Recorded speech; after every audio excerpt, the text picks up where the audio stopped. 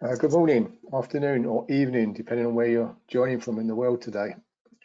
I'm delighted to chair this panel today, organised by LGC Axio Proficiency Testing on analytical science in spice testing. Firstly, let me introduce myself. I'm Brian Brookman, and I'm the Chief Scientific Officer for LGC Proficiency Testing. Now, we've received some great questions so far, and to be able to address these questions, I'm pleased to say we have an excellent panel of some of my colleagues.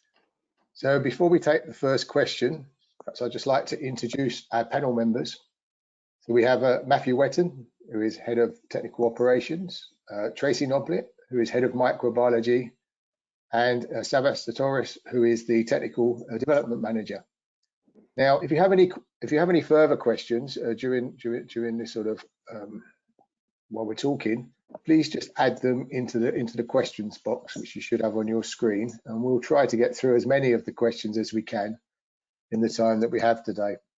So let's move on, and perhaps let's turn to our first question. So the first question is, can you discuss the issue of heavy metals in spices? Which metals?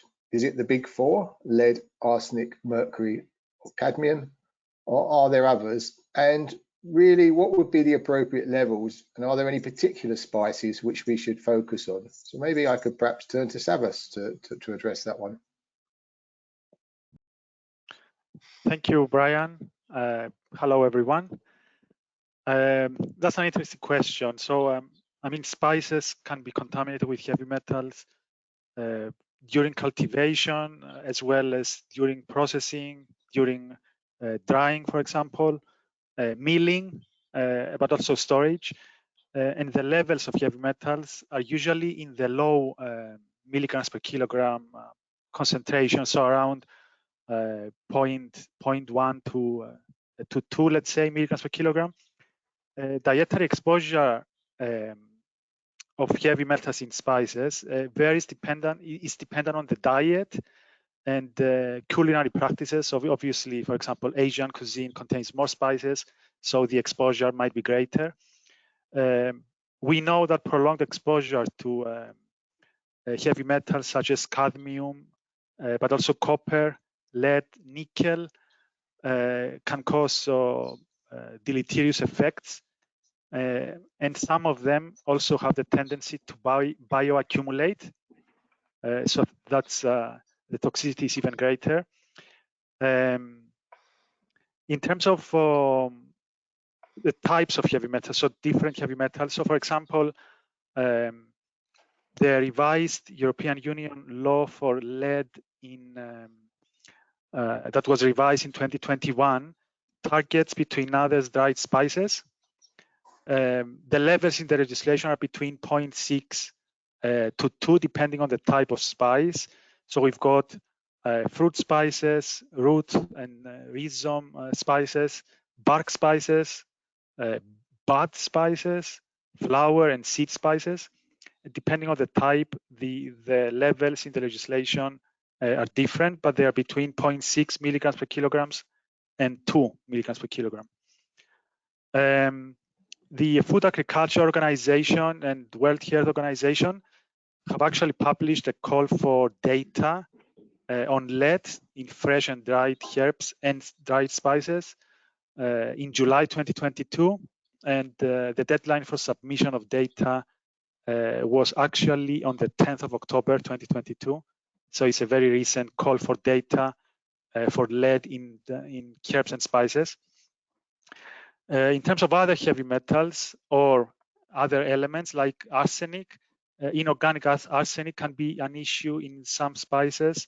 And EFSA reported in 2014 the highest mean value that was detected was in ginger, which it belongs into the root and rhizome spices.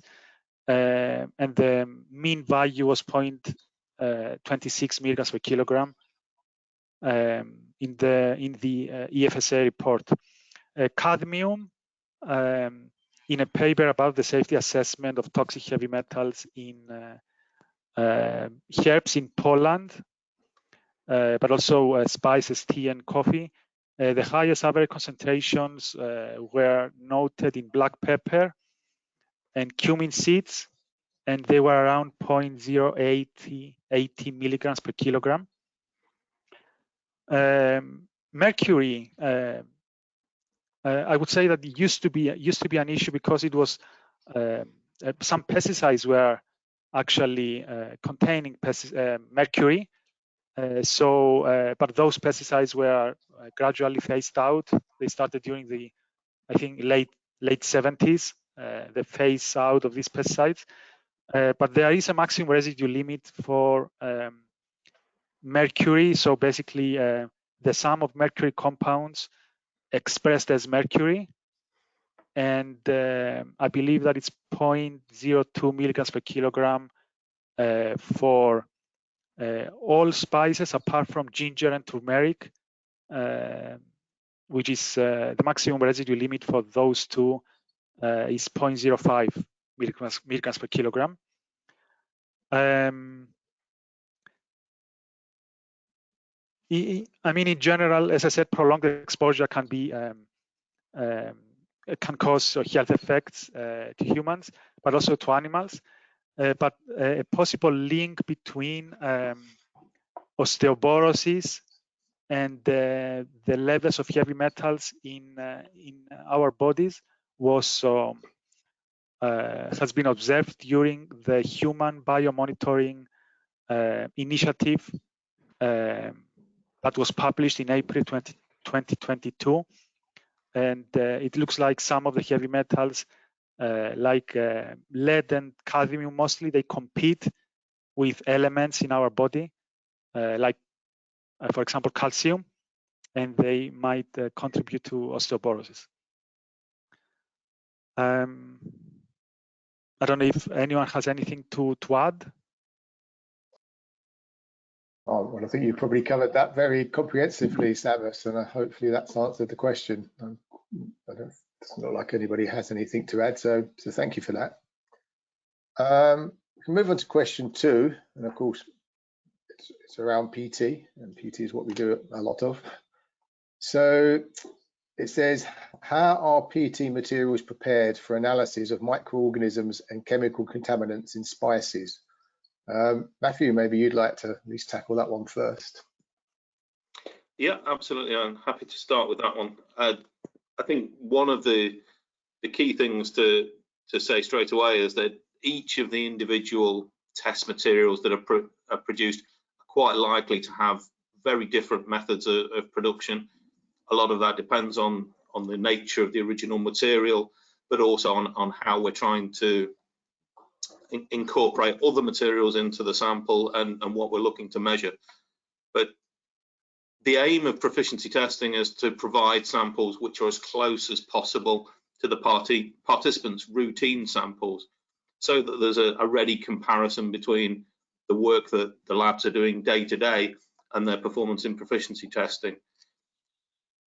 In that case, what we would really like to do is to provide a material which is naturally contaminated. So by that I mean where the pesticide of interest, the trace elements of interest, or whatever other analyte it is, has got into the sample during either routine growing or routine processing.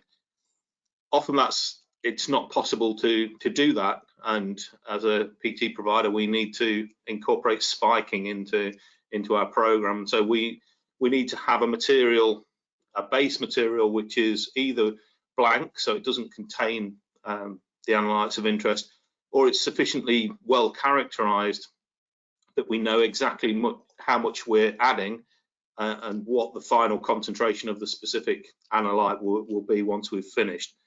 And those spiked materials are produced within the lab by adding these very tightly controlled known amounts. At that point, once we've got a material and once that material has been prepared and in its final form, we'll undertake some analysis to ensure that the process that we've carried out has been carried out correctly and has produced a material which is, and we'll touch on this in numerous questions where we're relating to PT. We need to check that the materials homogeneous and stable for the duration of the round. Okay, thank you. Tracy, was there anything you wanted to add in terms of from a microbiology point of view?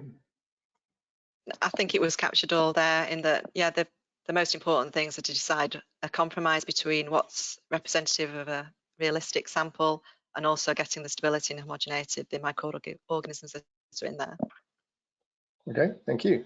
Okay, let's perhaps move on to another question. So we've got the person here says spices are used for products that are heat treated.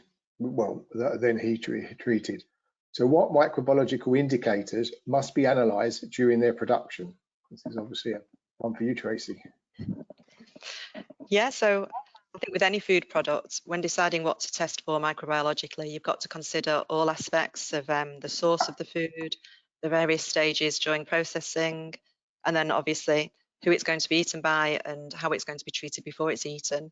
So I think it's fair to say with spices, a lot of them are added to food, which is then heated up before being eaten, but a lot are added sort of as fresh spices just before eating. I can think of examples like cinnamon or pepper may be added just at the last minute and is not necessarily heated. From a point of view of testing for microorganisms, I think spices pretty much have all the same microorganisms of interest as every other food. So people test for pathogens such as salmonella, listeria, staphylococcus. There's also quality indicators, so total count, coliforms, E. coli, that can generally tell you how hygienic the spice is before it goes out to the consumer. And then there's also yeast and mold, obviously, and there's been a lot in the paper about toxins produced by aspergillus and things like that. So testing for yeast and mold is quite important from a health and safety point of view, as well as from a sort of spoilage of the product point of view. So I think in summary, it's basically spices and other food, all the same organisms that are an interest in food, but you've got to consider how that food's been treated before it gets to the consumer in order to decide what to test for. Okay, thank you for that, Tracy. So moving on, it comes back a little bit to proficiency testing. It says that you offer a wide range of proficiency tests. And the question is, how do I know which is the best for me? Maybe Matthew, throw that one to you. Okay, thanks, Brian. I'm not going to talk specifically about the individual products which are offered by Axio proficiency testing, but rather look at it from a general perspective of the laboratory. So what should the laboratory be looking out for in a proficiency test to make sure that it's suitable for them? And as proficiency testing providers, part of our responsibility, as we've said, is to make sure that the samples are suitable in terms of quality. So those materials should be homogeneous. So all of the participants taking part get essentially the same material, and they should be stable for the duration. So a lab who's testing the sample when they receive it on day one should get exactly the same result as a laboratory who's testing it on the final day prior to reporting results. But from a participant perspective, there's quite a few things that participants may want to consider, and these are specific to the lab, and they're specific to the type of work that the laboratory is undertaking. So the matrix is obviously a key one. There's no point in carrying out analysis of a matrix which is very different to the one you're testing routinely, because it may not fully establish the robustness of your analytical method. So making sure that the matrix is as close as possible, and if at all possible, identical to the one you routinely use is important. The analytes is important. So are you testing all of the analytes that you're providing, or that you're testing for routinely? Are any key analytes missing? If so, you may want to consider something else, or try and work with your PT provider to have the sample extended to meet your needs.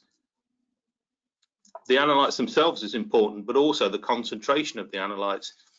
It's no good testing test materials which have very high concentrations compared to your routine analysis, because again, you may not be determining the correct performance of your methodology at the concentration of interest.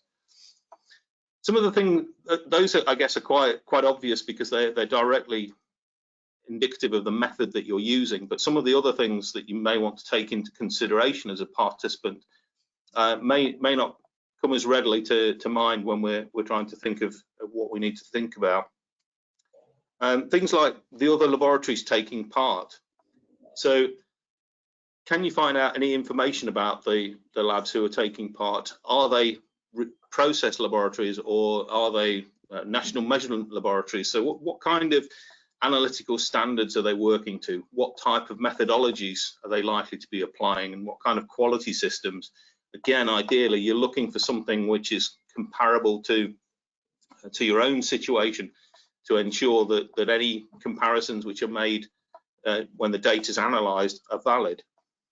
Geographical location can also be quite interesting, again, because there might be specific methodological differences in certain geographical regions, or reporting practices or calculation practices maybe specific to that area as well. And it's important, again, during the assessment, that all of those things are treated the same.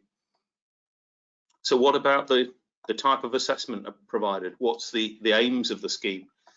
Are you a process laboratory and need comparison against labs who are doing that kind of testing, or are you doing a third-party laboratory doing highly accurate testing, and that's the kind of comparison you need? What about the timescales of the scheme? Are you going to get the report in a manner, excuse me, and in a timescale which is suitable for you? And then some other considerations, and I understand these, especially in these times, are very real considerations. The cost of the scheme. Is that scheme suitable for you, and does it meet your needs in terms of the money you have available for quality control? And certainly not last by any means, but is the scheme accredited? Accreditation provides evidence that the PT provider has met a certain standard, and that they've been assessed to that standard, and that they've found to be compliant. So if it's important to you that your scheme or your PT provider should be reaching that standard, then an accreditation mark is something that you should be looking for. Okay, thank you, Matthew, and that's certainly given us a wide range of things to look at when we're trying to select the most appropriate PT scheme in which to participate.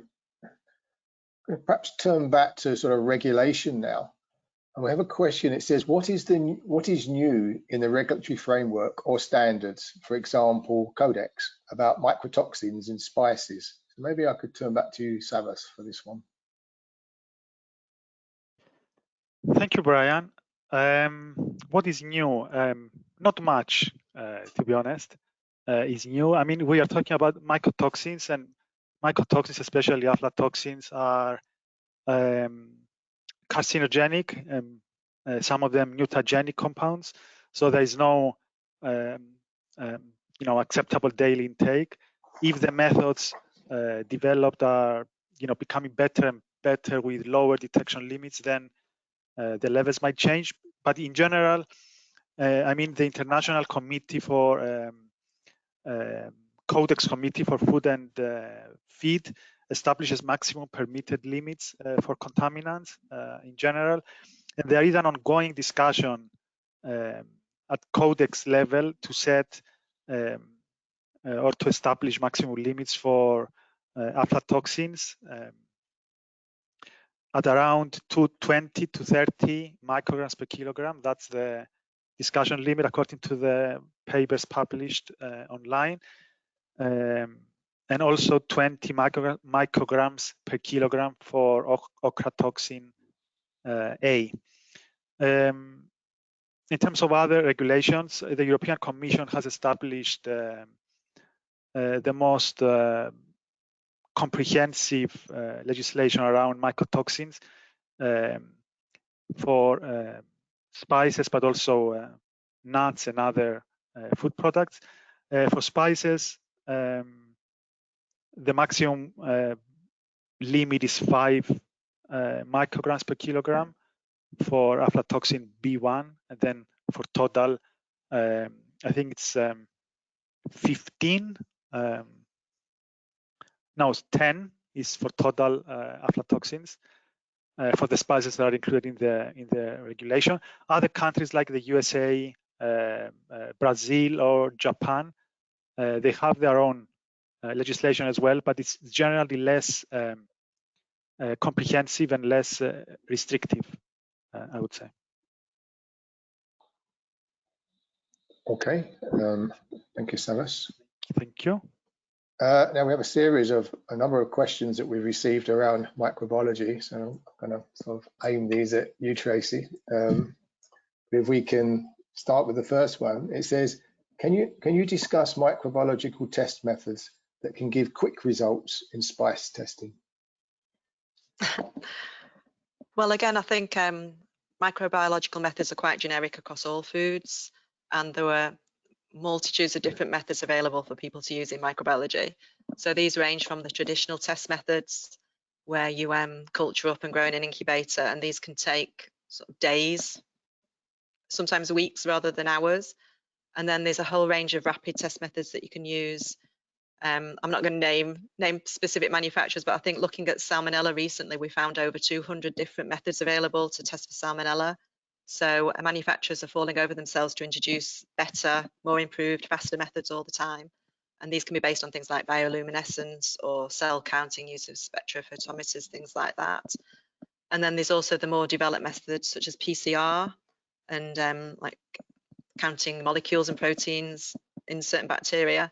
So I think as with any food, there's a whole range of different methods available, and you need to consider whether the test is qualitative or quantitative. You need to validate that method to make sure it's suitable for what you're testing for.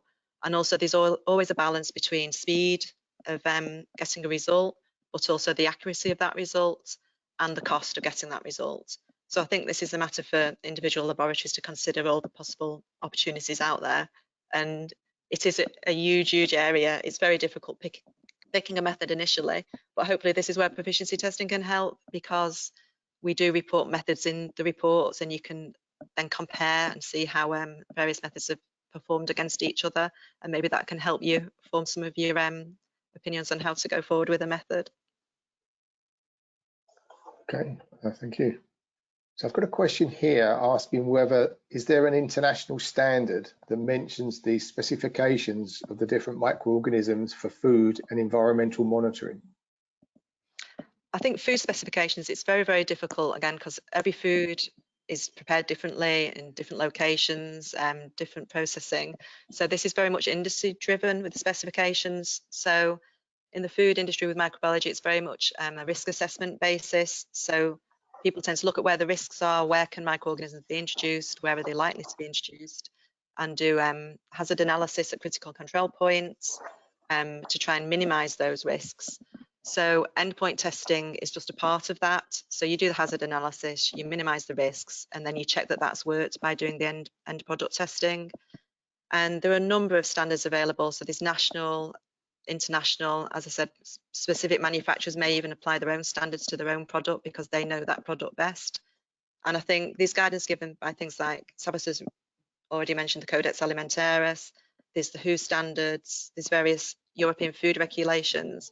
But again, with herbs and spices, it's very much the same as many other foods. In this, if it's a pathogen, the specifications are generally that that pathogen should not be present in a certain quantity of food. So salmonella should be absent in 25 grams of food tested, for example. There is a lot of information on a website, the International Commission on Microbiological Specifications for Food. It's perfectly named.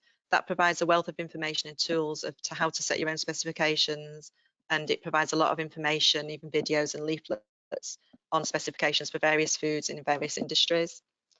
And there's also a number of standards available for food. These are overseen by a technical committee, ISO 34, just looking up some notes there, and they have around 74 different standards for herbs, spices and condiments. So there's a lot of standards out there to help guide you, but they don't tend to be very specific. So again, it depends on your own process, looking carefully at risk assessment and deciding what specifications are more appropriate under those circumstances. Okay, thank you. So clearly no one single international standard, but a whole range of guidelines and industry hundreds of, sort of yeah, guidelines. and they all tend to say the same thing, but everybody likes to develop their own so that they can say that they risk assess their own product and come up with a specification that's suitable for them. Okay, I'm afraid another one on microbiology, perhaps a slightly more technical question. It says, are spices with low level pathogen counts, suggesting say less than 200 gram, a threat when used in acid foods where pH say less than 4.6? And if the pathogen survives in the acid food, but does it not grow, is it safe to eat?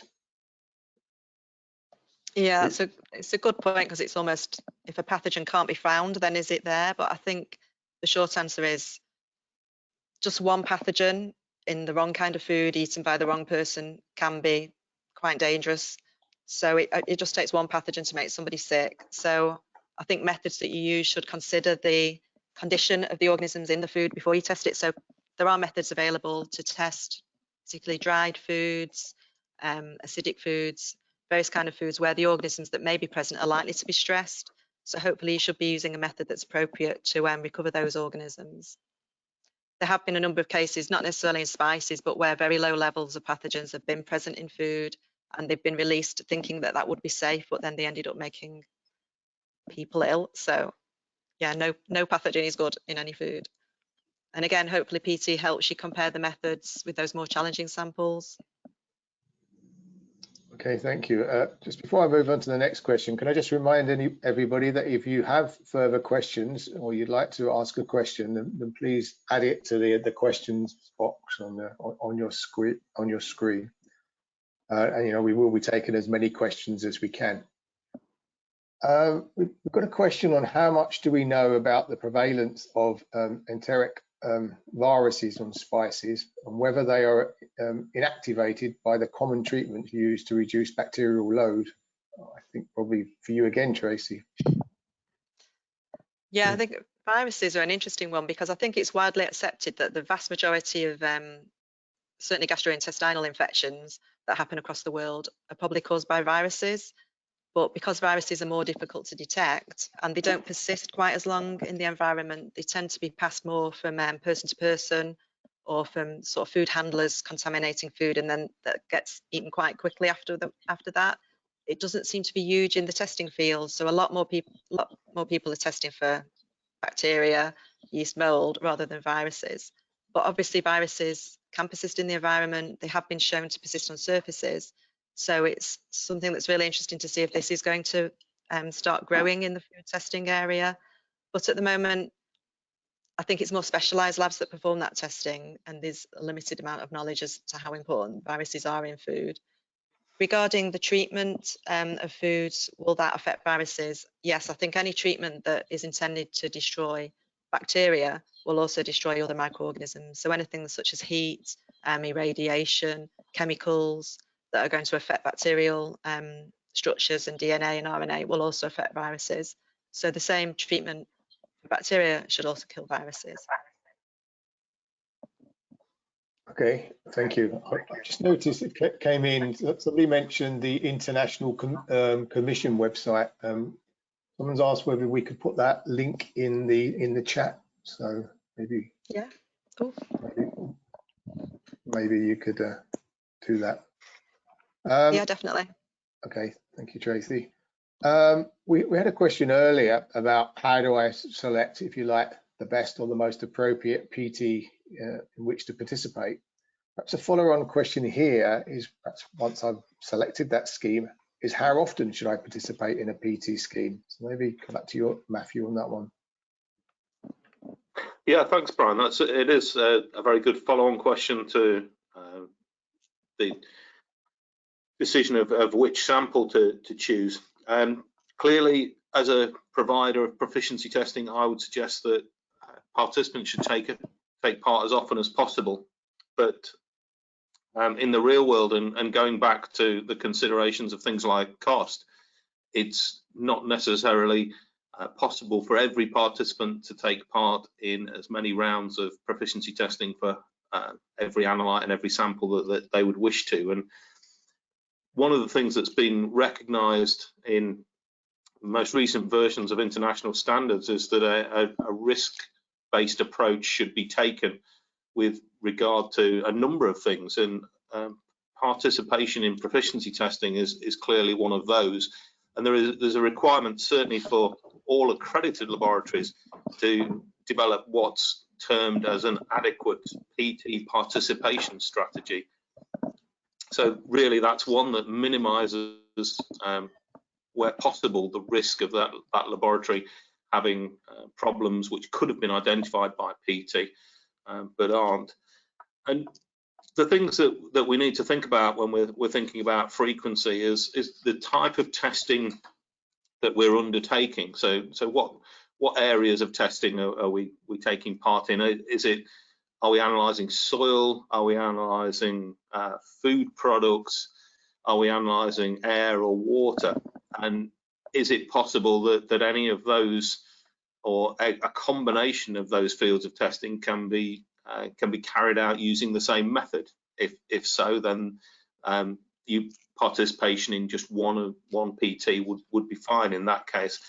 And that extends to the methods as well. So if there's a method which is equivalent, irrelevant of the matrix that it's being applied to, then that method and all of the matrices that it's used for can be used as a single point of PT participation. And then once we've defined what those sort of fields of testing and methodology falls into that, the fields of testing which are important to us and to our laboratory, then we need to think about the number of times that we should take part for each of those fields of testing.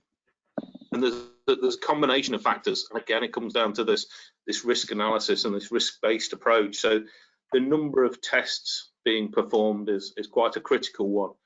If you're carrying out a specific test very, very frequently, then by definition, if you have an incorrect or an unsatisfactory PT result, then it casts potential doubt on all of the results which have been reported between the unsatisfactory result and the previous satisfactory result. And it could result in a very extensive period of investigation to determine whether each of those individual results was correct. So clearly, if you're taking part and you're producing a particular test very, very frequently, then taking part in PT more frequently to minimize that risk of a large number of adverse results is important. The same kind of thing can be applied for the final use of testing data. If your data is just being used as a survey and there's no particular outcome from that other than publishing results, then potentially you may not need to do as much testing, for example, and as much proficiency testing as a lab whose results are being used in a court of law and where prosecutions may result. So again, in those situations, you might want to do a lot of proficiency testing to ensure that your method is working as well as it can.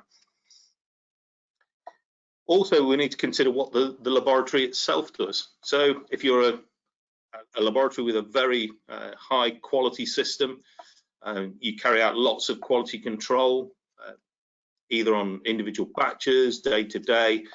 You use certified reference materials on a frequent basis, and you have good traceability of the methodology that you're using, then you may not need to do as much proficiency testing as a laboratory who runs quality control, but only infrequently. Another factor to consider within your individual laboratory is the staff. It's clear that laboratories with a number of staff who are experienced, who have good knowledge of the area in which they're working, and there's low turnover of those staff, then the quality of those laboratories and that experience within the staff base means that, again, you could take part in proficiency testing less frequently because the risk isn't there. the staff are all accustomed to the quality procedures. They're all accustomed to the methods that they're using, and they're well established in terms of their ability to carry out those procedures. So the risk to you of taking part less frequently in PT is lower. And then simple things like the particular measurement technique. If the measurement technique is very stable, consistently produces the right results with a minimum of staff input, then you wouldn't want to take part as frequently as a test that is requiring highly skilled staff, has a particularly unstable endpoint, and is actually very challenging to perform. So those factors are likely to guide the frequency with which you take part. But as I say, a lot of this comes down to the individual laboratory, and it's down to that lab themselves to determine what minimizes their risk or reduces their risk to a suitable level. There's a lot of good guidance out there regarding the frequency with which you should take part in proficiency testing. Perhaps the best guide is produced by the European Cooperation for Accreditation, EA, and we can certainly put that link in for people to see, but it's a specific 2021 document, so EA 4/18G. Okay, thank you, Matthew.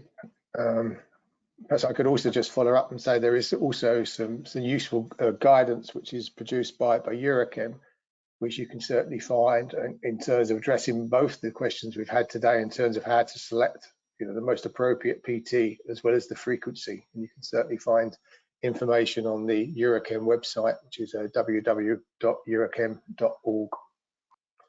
And maybe Matthew, you'd just like to take the next question, perhaps. Obviously, people to participate in PT will know that in terms of their performance, and certainly in quantitative PT, we would normally provide them with a Z score, and somebody's asking, how do we calculate the Z score? Yeah, it's a very good question. The performance assessment of participants is the key part of proficiency testing, and I know it's something that participants, probably the first thing they look for in the report is the magnitude of the Z score that they receive.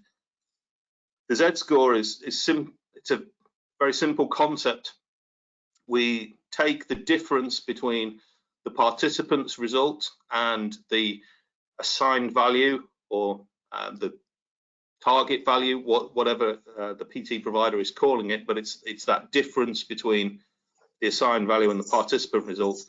And then we divide that by something called the standard deviation for proficiency assessment. And that effectively defines the goalposts. So the wider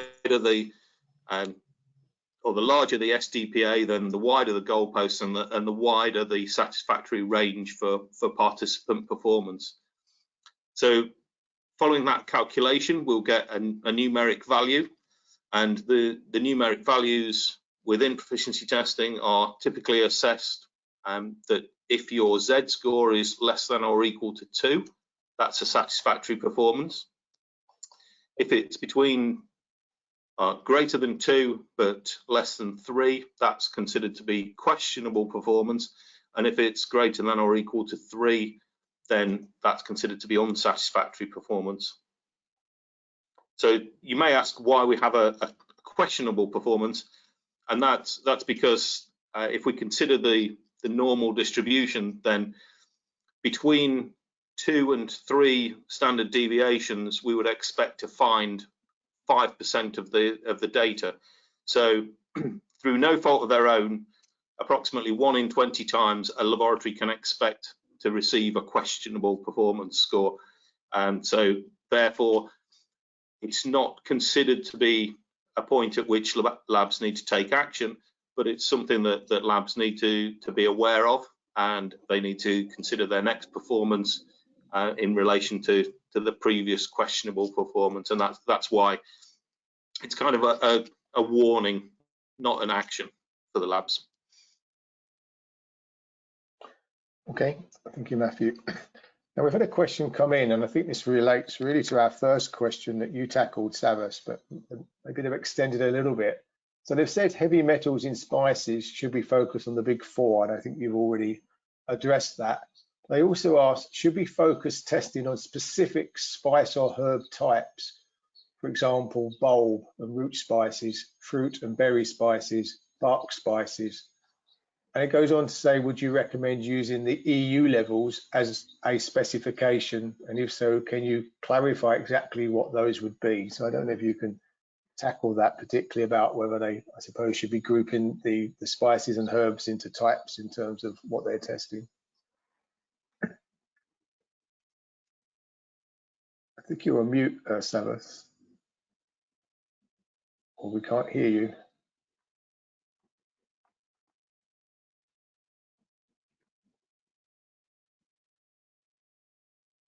Can you hear me now? Sorry. We can now. We can now.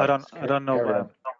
Sorry. As I mentioned in the first question, in the revised law in the EU about lead, the spices are categorized according to the bark spices, bud spices, root spices, and fruit spices, seed spices. They have different levels.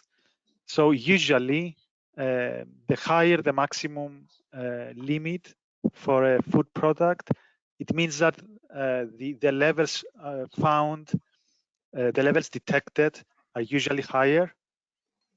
I don't have the legislation in front of me, but the levels for lead vary between 0.6 milligrams per kilogram and 2 milligrams per kilogram. I believe that the spices like ginger and turmeric, that are root and rhizome spices, they have higher levels for lead, for example. Well, I can't say it's better to use the EU legislation. I guess it depends where you want to export or which jurisdiction your lab is based in. But I mean, lead, I think, is particularly is frequently found in spices, more frequently than others. That's my understanding, and it's not a coincidence that the WHO and the FAO, so Food Agriculture Organization, and World Health Organization are calling for data specifically for lead in dried herbs and spices. As I said, mercury used to be an issue because of the pesticides. And cadmium, usually the levels are, cadmium is more toxic than other heavy metals. It's probably the most toxic, but the levels found are usually lower. I don't know if anyone has anything to add to that. I think the lowering of levels and the reduction of levels, particularly for things like lead, mirrors a general trend for the reduction of levels of those kind of heavy metals in environmental, in soils, in waters. The trend for a very significant number of years has been to drive those levels down, reduce the inputs, and effectively remove as much of the material from the market as possible. So I think the food stage of dealing with that is part of that general trend of improvement in food and environmental standards. Yeah, absolutely. Okay, thank you. There's another question here, Savas, which I think you've probably covered, but it says, what regulations establish the requirements for spices? But I pretty much think you've talked about a number of the regulation that's available. I don't think there's anything more to add to that unless you think there is. No, I don't think there is anything else to add. I mean, we've got regulations and we've got the Codex standards as well. Okay, thank you for that one. I have a question. Thanks. I have a question that says, how do we address, how do we address unsatisfactory results? Is there any procedure provided by LGC, or are there any participant sort of guidelines, etc.? I don't know who would like to tackle that one. Maybe Matthew. I think this is something that we've all had experience of over the years. I mean, one of the things that about proficiency testing is it isn't on its own a diagnostic of where your problem lies, just that there is a problem which is causing unsatisfactory performance.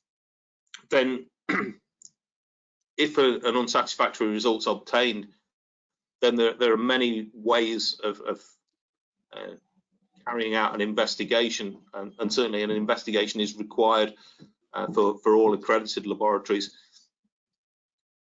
There's a number of different options. I think my sort of quick take on it would be, first of all, address simple things which could have caused the problem. So essentially look at analytical errors, then look at things like calculations. These problems often cause quite large unsatisfactory performances, but by comparison they can be quite easy to detect when we're looking at records and quality documentation. And then it's a case of trying to break it down. By all means, ask questions of your PT provider. It may have been something that they've seen similar cases of. It may be that they can help you look at your sort of long-term performance and try and guide you in the direction of things that could cause those kind of errors. But ultimately, it's down to the laboratory to get a feel for their process and where that particular error could have occurred. Tracy, do you think that there's anything specific that labs should do with regard to microbiology over and above that? I think it's up to individual labs as well, but I think every lab should maybe, if you're taking part in proficiency testing, is almost have an action plan ready, so that if you do get an unsatisfactory result, you already know what you're going to check. So it's things like look at your QC data for the day that you did the test, review analyst training, that kind of thing. So rather than it take you like by surprise and cause a massive panic, have an action plan already there. Okay, thank you. There's a question here which kind of says basically your PT program, which I'm sure they're referring to LGC Axio. Your PT program with metal analytes is not accredited by UCAS. Now, it's not very clear which particular PT scheme that they may be referring to, but they want to know, do we have a plan to fix this problem? I'm sure that the simple answer to that is yes. We would be looking to accredit all our schemes as we can. But I don't know if you want to say anything more on that, Matthew, and I don't particularly know which one they're talking about. I guess something to do with spices and herbs, I assume. No, I think I would take your initial answer as absolutely fair, that the aim is to have all of our PTs accredited by UCAS as soon as possible. One of the challenges to that can be establishing the scheme and being able to provide the right kind of information to demonstrate that the scheme operates correctly, and typically that is done by running one or more rounds of the proficiency testing unaccredited, so that we can gather the data, so that we can look at the performance of the participants. We can relate that to our own homogeneity testing. We can look at the SDPA which is being set, and we can go to UCAS with a more complete package of information that is useful during the accreditation process. So it is good to have a number of rounds to draw upon when we're looking at the accreditation process, which is why there may be materials which are in our current PT offering which aren't accredited.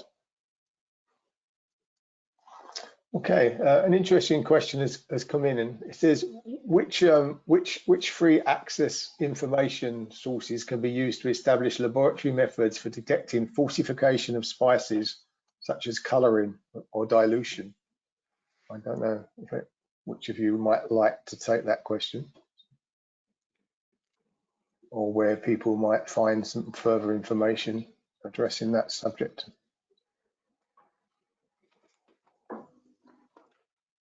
Looks like we may have foxed the panel here.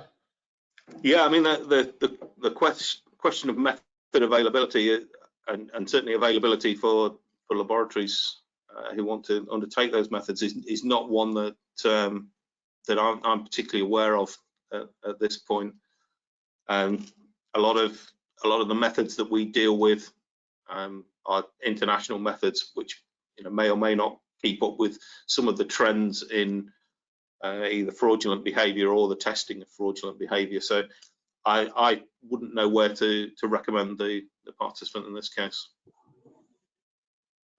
Savas, have you come across anything in your travels or at recent conferences? No, not really, but I mean, we can always look into it and reply to the participant if that's possible. Yeah, I think if the participant could leave us a contact, then we do have contacts with it within our participant and our advisory base who may be able to help us point them in the right direction, all anonymously, of course.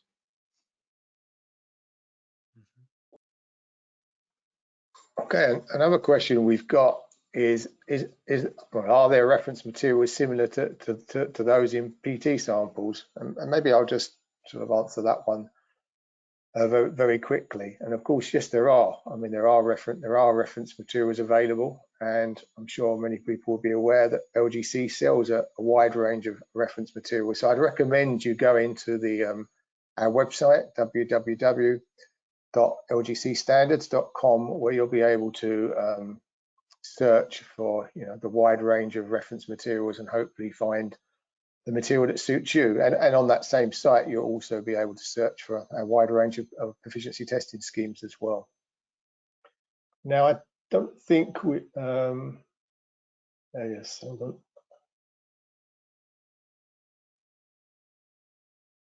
Oh, we have a question here. Is proficiency testing required for FDA approved facilities? I'm not sure Savas knows. I mean, the answer is yes, proficiency testing is required by FDA approved laboratories. But I certainly don't have any further information. But again, unless Savas does, if the person asking the question would like, we've got their name, and we'll take a note, and we'll certainly use people from our US office who I'm sure will be able to potentially answer that question better than we can. Yeah, I'm not aware of any. I mean, we can look into it, and through our office in the US, we can contact the customer. Okay, so I think that's all the questions, and I think that probably takes us nicely to probably all we really have time for in this session. Before I conclude, I would like to just draw everyone's attention to a white paper titled Unmasking Mycotoxins in Spices. And in this paper, LGC Axio investigates chemical and microbial hazards in spices and looking at occurrence, risks, testing, and lessons from PT. So we will send a copy within the next day or two to everybody that's on this session.